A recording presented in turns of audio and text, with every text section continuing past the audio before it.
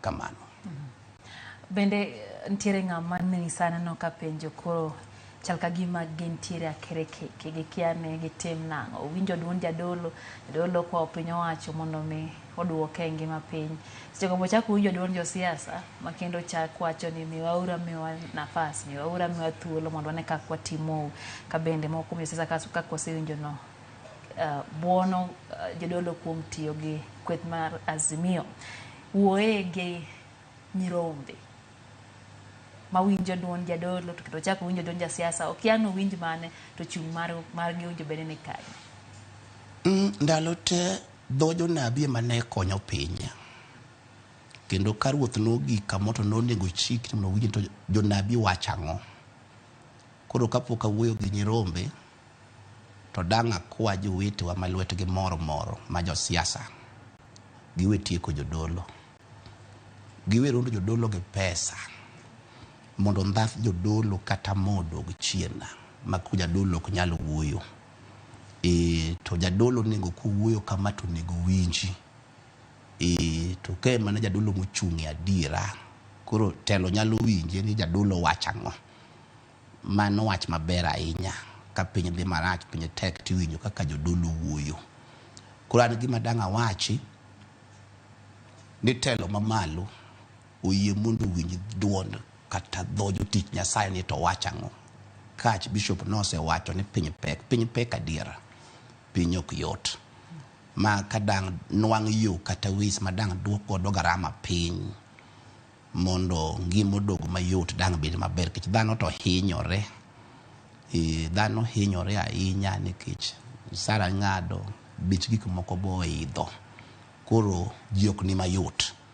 Koro gidho jatich Nyasaye manuno ka embe wang'i oneno atnaw makura uwe sani.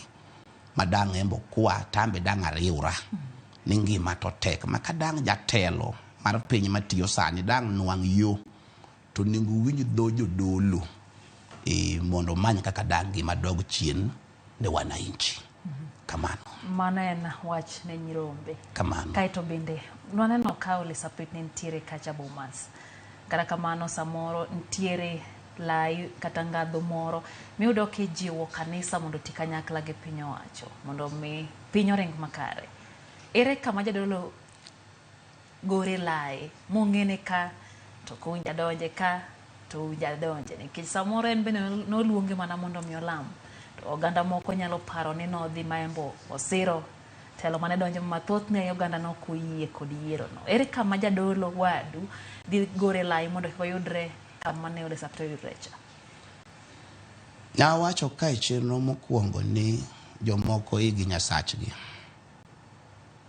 Tadwa na wach kawuono wach mopogore gi wachno. Jalony mo jawacho ga sana e wang' jowi mar Ramogi ni sharing blanket ok ber. Wan kaka jodolo kendo josiasa be. Jasiasa wiye mondo share blanket gi jadolo nuumuru e same blanket. To jodolo be oweringo mondo dhi umru ngita achiel kod josiasa. Tich wa wan jodolo maduong' tich jatich Nyasaye lamo Nyasaye kendo ng'ama lamo Nyasaye wuoyo go. Ka ok ochung' e mrengo moro ka ng'at mo support onge to winjo duol ma Nyasaye wuoyo kode. Koro wawe donjo matut kuom jogi. Mwachal bodyguard gi, mwachal akedang' achal no wachal yudhe mag josiasa. Wawe timore kamano. Wawe siasa obed siasa to ticho mar dolo obed ticho mar dolo kendo wawe manyo josiasa. To kopo josiasa momanyi ni bilam. Jasiasa komanyi obiro tiwinjo agenda mobiro go. To sani majority magwa wan mwasike mtandao kwa manyo josiasa. Gi rieko wa gi paro magwa. To chutho ruodhie mane manyo ga jodolo ka piny chando gi. Waweuru jogo manyowa. To ka wan wabede tawa gi malo nwarito wir. To wabong'e kaka piny chalo to wago tung'. To ndiko wacho ni kogo tung' to ng'ato dagi winjo to kata kuro ka ligangla ohinye mano wachne. Nego wago tung' kochakore mane governors nyaka the president ni piny ok dhi maber. Koro mga jong mano kanyo en Bishop Gordon Odongo mano kanyo jadolo maben